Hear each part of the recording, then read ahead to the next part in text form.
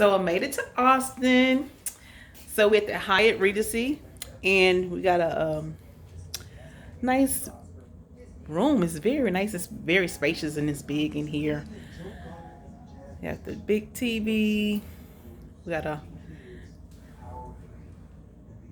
mirror, blank mirror, what you call it.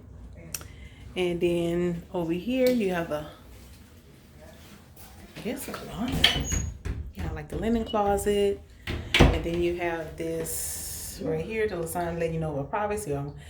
Makeup room for the lady to come clean it up. This the restroom that has sliding doors. This is the coffee spot.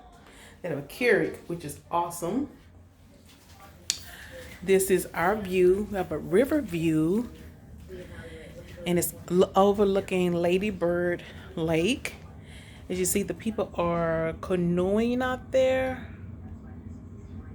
This is the 10th floor, just in case anybody want. No, 11th floor, just in case anybody wanted to know. There's a downtown view, which is lovely, lovely, lovely, lovely. And also, here's another end of the view. Down is Capital Cruises. When you take a cruise, they got a deck out there where you can go and take the cruise at night.